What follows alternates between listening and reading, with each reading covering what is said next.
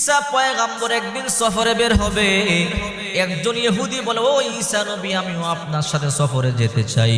ঈসা পয়গম্বর বলে, না না, তুমি আমার সাথে সফরে থাকতে পারবা না। ইহুদি বলে, ও ঈসা পয়গম্বর, আমার বড় মনে চাই আপনার সাথে কিছুদিন সফরে থাকি।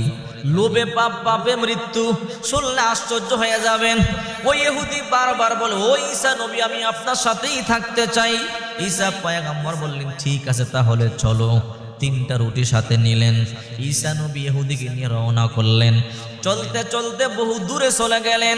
ক্লান্ত পরিশ্রান্ত অবস্থায় একটা জায়গার মধ্যে বসলেন। ঈসা পয়গম্বর বলে, ওই ইহুদি, ব্যাগের মধ্যে তিনটা যে রুটি আছে, ওই রুটি থেকে দুইটা রুটি খোলো, একটা রুটি তুমি খাও আর একটা রুটি আমাকে দাও। ইহুদি একটা রুটি খাইল, ঈসা পয়গম্বরকে আরেকটা রুটি দিল। দুইজনে দুইটা রুটি খাইলেন। দুইটা রুটি খাইয়ে আবার রওনা করলো। যেতে যেতে বহু দূর চলে গেল। বহু দূর যাওয়ার পরে ঈসা পয়গম্বর বলে, রে ইহুদি, ব্যাগের মধ্যে আর একটা রুটি আছে, বের করো, তুমি অর্ধেক খাইবা, আমি অর্ধেক খাইব। ইহুদি ব্যাগের মধ্যে হাতায়, দেখে ব্যাগের মধ্যে রুটি নাই। এটা ঈসা নবীরে দেখায় আর কি, কিন্তু রুটি ইহুদি আগে খাইয়ে ফেলাইছে। রাস্তার মধ্যে ক্ষুধা লাগছে, ইহুদি এই যে একটা রুটি ছিল ওইটা খেয়ে ফেলাইছে। ঈসা পয়গম্বর বলে, সত্যি করে বল, রুটি কোথায়? ইহুদি কই, ওই ঈসা পয়গম্বর, আমি জানি না রুটি কোথায়। ঈসা পয়গম্বর বলে, সত্যি করে বল, বলে আমি জানি না। আল্লাহর পয়গম্বর ঈসা পয়গম্বর বলল, ঠিক আছে চল। চলতে চলতে বিশাল বড় একটা সমুদ্রের পাড়ে গেলেন। সমুদ্রের পাড়ে যাওয়ার পরে ওই পারে যাবে। ইহুদি বলে, ওই ঈসা পয়গম্বর, নৌকা নাই, স্টিমার নাই, কেমনে পার হবেন? বলে, রে ইহুদি, চক্ষু বন্ধ কর, বিসমিল্লাহ বলে পাড়ের মধ্যে পাড়া দে, আল্লাহ পাক রব্বুল আলামিন আমাদেরকে ওই পারে পৌঁছাইয়া দিবে। ইহুদি বিসমিল্লাহ বলিয়া ঈসা নবীর সাথে সমুদ্রের মধ্যে পাড়া দিলেন। আল্লাহ সমুদ্রকে রাস্তা বানাইয়া দিলেন। ঈসা পয়গম্বর বলে, তুমি কিন্তু চোখ খুলবা না আমি না বলা পর্যন্ত। অনেকক্ষণ পরে ঈসা পয়গম্বর বলে, চোখ খোল। ইহুদি চোখ খুলল। এইবার ইহুদি তাকাইয়া দেখে সমুদ্রের ওই পারে নাই, এই পারে চলে আসছে। ঈসা পয়গম্বর বলে, রে ইহুদি, যে আল্লাহ তাআলা আমাদেরকে বিনা নৌকায়, বিনা স্টিমারে সমুদ্রের ওই পার থেকে এই পার পর্যন্ত পৌঁছাইয়া দিল, ওই আল্লাহর কসম দিয়া বলি, সত্যি করে বল, রুটি কে খাইছে? ইহুদি এইবারও কই, আমি খাইনি। ঈসা পয়গম্বর আশ্চর্য হয়ে গেল। ইহুদি নিজের চোখে দেখলি আল্লাহ তাআলা কি পারে। আল্লাহ তাআলা ওই পার থেকে বিনা নৌকায় আমাদেরকে এই পার পৌঁছাইয়া দিল, ওই আল্লাহর কসম দিয়ে বল, রুটি কে খাইছে বল? ইহুদি কই, আমি জানি না। ঈসা পয়গম্বর বলল, ঠিক আছে চল। চলতে চলতে বহু দূর চলে গেল। ক্ষুধা লাগছে। ইহুদি কই, ও ঈসা পয়গম্বর, আমারও ক্ষুধা লাগছে। ঈসা পয়গম্বর কয়, আমারও ক্ষুধা লাগছে। জঙ্গলার পাশ দিয়ে হাঁটিয়া যায়। হঠাৎ করে ঈসা পয়গম্বর তাকাইয়া দেখে বিশাল বড় হরিণের পাল দেখা যায়। ঈসা পয়গম্বর একটা হরিণকে ডাক দিল, হে হরিণ, এদিকে আয়। দৌড়াইয়া চলে এলো। ঈসা পয়গম্বর বললেন, জবাই হয়ে গোশত বুনা হয়ে যা। বলতে দেরি জবাই হয়ে গোশত বুনা হয়ে গেল। ঈসা পয়গম্বর এবার ইহুদিরে বলল, ইহুদি, পেট ভরিয়ে গোশত খা। ঈসা পয়গম্বর খাইল। ইহুদিও পেট ভরিয়ে গোশত খাইল। এবার ঈসা পয়গম্বর হাতটি হাতের মধ্যে নিয়ে বলে, আগের মতো আল্লাহর হুকুমে আগের মতো হরিণ হয়ে যা। আগের মতো হরিণ হইয়া আবার দৌড়াইয়া জঙ্গলার মধ্যে চলে গেল। ইহুদি আশ্চর্য হয়ে গেল। ইহুদি বলে, এই ঈসা পয়গম্বর কেমনে সম্ভব? বলে, আল্লাহ চাইলে সব সম্ভব। এখনো আল্লাহর দোহাই দিয়া বলি, যে আল্লাহ ক্ষুধার্ত বান্দাকে হরিণের গোশত বুনা করে আল্লাহ তাআলা খাওয়াইলো, ওই আল্লাহর দোহাই দিয়া বলি, আল্লাহর কসম দিয়া বলি, সত্যি করে বল, রুটি কে খাইছে? ইহুদি এইবার বলে, আমি জানি না, আমি খাই নাই। ঈসা পয়গম্বর বলে, ঠিক আছে, তুই খাস নাই তো? বলে, হ্যাঁ, আমি খাই নাই, চল। লোভে পাপ, পাপে মৃত্যু। চলতে চলতে জঙ্গলার মাঝখানে চলে গেল। জঙ্গলার মাঝখানে যাওয়ার পরে ঈসা পয়গম্বর বললেন, বালু একত্রিত করো। ঈসা পয়গম্বর তার খাদেমকে বললেন, ইহুদিকে বললেন, বালুর স্তূপ বানাও 3টা। ইহুদি 3টা স্তূপ বানাইলেন।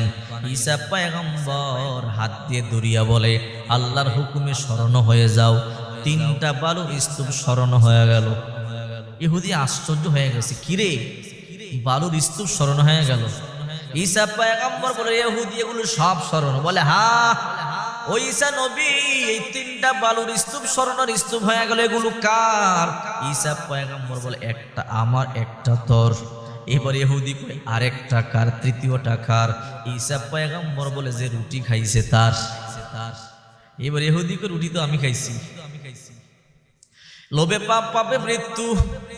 ঈসা পয়গম্বর কই রুটি তুই খাইছে? বলে হ্যাঁ, আগে কেন কও নাই? কই এখন তো স্মরণের লোভে বললাম তাই বলিয়া দিলাম। ঈসা পয়গম্বর বলে, রে ইহুদি আমার স্মরণ লাগবে না, 3টাই তুই নিয়ে আনে। ইহুদি 3টা স্মরণের স্তূপ নিয়ে নিল। এবার মনে মনে চিন্তা করে, এতগুলো স্বর্ণ পাইলাম, এই স্বর্ণ বাড়িতে নিমু কেমনে? বুদ্ধি চিন্তা ভাবনা করতেছে। ঈসা পয়গম্বর তো চলে গেছে, ইহুদি এগুলো নিয়ে গড়াগড়ি করতেছে, কেমনে বস্তার মধ্যে পড়বো, কেমনে বাড়িতে নিব। হঠাৎ করে 2 ডাকাত ওই রাস্তা দিয়ে চলতে চলতে ইহুদির কাছে চলে আসলো। কিরে ইহুদি, এই স্বর্ণগুলো কার? ইহুদি বলে, এই স্বর্ণ আমার। 2 ডাকাত কয়, তোরে তো স্বর্ণ একলা নিতে দিমু না, আমাদেরকেও বাগ দিবি, নয়তো তোরে শেষ করে ফেলবো।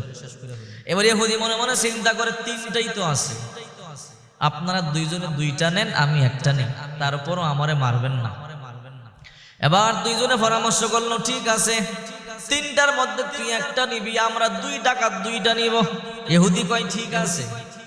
এইবার 3জনে পরামর্শ করলো, এগুলো তো অনেক ভারী, অনেক ওজন, দেহের মধ্যে শক্তি লাগবে, ক্ষুধার্ত, চলো আগে বাজার থেকে আমরা খাবার আনিয়ে খাই, শক্তি জোগাড় করি, এরপরে স্বর্ণ নিয়ে বাড়িতে যাই। এইবার 2জনে পরামর্শ করলো, আমরা তারে বাজারে পাঠাই। সে যখন বাজারে যাবে, যখন বাজার থেকে রুটি নিয়ে আসবে, বাজার থেকে রুটি নিয়ে আসলে তারে আমরা হত্যা করব। হত্যা করিয়া আমরা 2 ডাকাত মিলিয়ে 3 স্বর্ণের স্তূপ নিয়ে নিব। এবার তাকে বললো, এই টাকা নিয়ে বাজারে যাও, বাজার থেকে আমাদের জন্য রুটি নিয়ে আসো।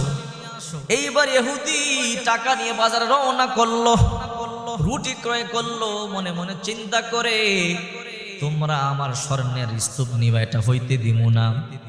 রুটির মধ্যে বিষ মিশাইছি, এই 2 রুটি নিয়ে তাদেরকে খাওয়াবে, তারা খাইয়া মরবে। ইহুদি আবার পুরা স্বর্ণগুলো নিয়ে বাড়িতে যাবে। আর তারা 2জনে পরামর্শ করতেছে, সে আসতে দেরি হবে, তারে মারতে দেরি করবো না, কথা নাই তারে মাইরা এই স্বর্ণ আমরা নিয়ে যাবো। তারা চিন্তা করে একটা, আর সে চিন্তা করে আরেকটা।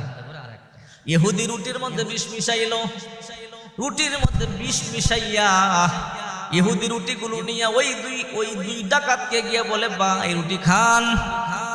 2 ডাকাত কোনো কথা নাই, তারে হত্যা করে ফেললো। তার পেটের মধ্যে ছুরি ঢুকাইয়া তারে হত্যা করে ফেললো। হত্যা করবার পরে 2জনে সিদ্ধান্ত নিল, চল আমরা রুটি খাই, এরপরে আমরা স্বর্ণগুলো নিয়ে বাড়িতে যাব। 2 ডাকাত এবার রুটি খাইয়া বিষ মিশানো তো জানে না। 2 ডাকাত রুটি খাইয়া ময়রা বেটকি, 3টা লাশ পড়ে আছে। ঈসা পয়গম্বর আবার এই রাস্তা দিয়া যায়, তাকাইয়া দেখে স্বর্ণের জায়গায় স্বর্ণ, আর 3জন লোভী রাস্তার মধ্যে লাশ হয়ে পড়ে আছে। এই জন্যই তো কবি বলেন, ইমারত রাবরি বর আসমা আঁখে বাজিরে জমি বর দিনে হা বর চরসতম শৌকত সুরত বুদ চাহে চো বাহারা মে দরগুরত বুয়া। বিল্ডিং বানাইতে বানাইতে আসমান পর্যন্ত যদি বানান, শেষ পর্যন্ত 3.5 হাত মাটির নিচে যাইতে হবে। একতলা বিল্ডিং কবরে যাবে না, একটা ঘর কবরে যাবে না, আপনার সম্পদ কবরে যাবে না। কেসা কেসা তাজদারা বাদশাহ চল গিয়া, ও খাজানা বালা খানা শান শৌকত কিয়া হুই। কেসা কেসা খুবসুরত রানিয়া শাহজাদিয়া, তন বদন সব গল গিয়া শক্ল সুরত কিয়া হুই। তন বদন সব গল গিয়া হায় শক্ল সুরত কিয়া হুই। কত বড় বড় রাজা বাদশা ছিল, যাদের ক্ষমতা পৃথিবী থরথর করিয়া কাঁপতো, মাটির নিচে মরিয়া মাটির সাথে মিশে গেছে। কত সুন্দর সুন্দর রানী শাহজাদি ছিল, মাটির সাথে মরে পিষে গেছে। আজকে তারা দুনিয়ার জমিনে নাই। এই জন্য আল্লাহ পাক রব্বুল আলামিন বলেন, ওয়ালা তামশি ফিল আরদি মারহা ইন্নাকা লান তাফরিকাল আরদ ওয়া লান তাবলুগাল জিবালা তুলা। জমিনের মধ্যে দম্ভ ভরিয়ে হাঁটিও না। তুমি কি পারবা এই জমিনকে বুর্জতা দিয়ে লাত্তি মারিয়া ফাটাইতে? কেউ পারবে নি, দুনিয়ার কেউ পারবে না। আল্লাহ বলে, তুমি কি পারবানি আমার পাহাড় থেকে বড় হয়ে যাইতে? কেন এত অহংকার দেখাও? এই জমিনের মধ্যে অহংকার দেখাইও না। কোথায় সাদ্দাত, কোথায় নমরুদ, কোথায় ফেরাউন, কোথায় আবু জাহেল? এরা বড় বড় বাদশা ছিল, লিডার ছিল, আজকে মাটির সাথে মিশে গেছে। এই জন্য দুনিয়ার মধ্যে অহংকার করতে নাই, দুনিয়ার মধ্যে লোভ করতে নাই। যদি দুনিয়ার মধ্যে লোভ করেন, ওই তিন ব্যক্তির মতো স্মরণের জায়গায় স্মরণ পড়ে থাকবে, আপনি ধ্বংস হয়ে যাবেন। যত বেশি লোভ, লোভে পাপ, পাপে মৃত্যু। এই জন্য লোভ করবেন না, অহংকার করবেন না, হিংসা করবেন না। বিশ্বনবী মুহাম্মদ সাল্লাল্লাহু আলাইহি ওয়াসাল্লাম বলেন, মান কানা ফি কলবি হাব্বাতু খরদাল মিনাল কিবির লা ইয়াদখুলুল জান্নাতা। আল্লাহর হাবিব বলেন, ও দুনিয়াবাসী, ভালো করিয়া শুনো, যার অন্তরে যারা পরিমাণ অহংকার আছে, ওই ব্যক্তি জান্নাতের মধ্যে প্রবেশ করতে পারবে না। সাবধান, অহংকার করবেন, অহংকার করবেন না। আহারে, আমাদের সমাজের মধ্যে এমন যুবক আছে, মা বাবারে দেখতে পারে না।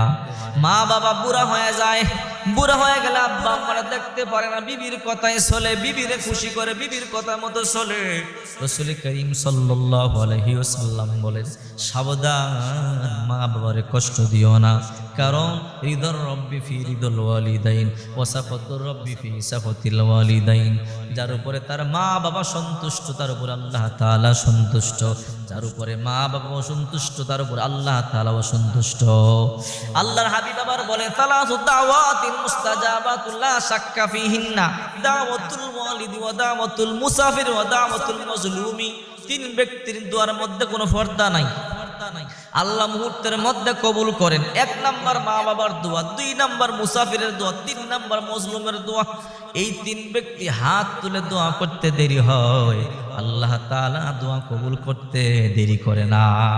এই তিন ব্যক্তি দোয়া করতে দেরি হয়, মুহূর্তের মধ্যে আল্লাহ পাক রব্বুল আলামিন দোয়া কবুল করে।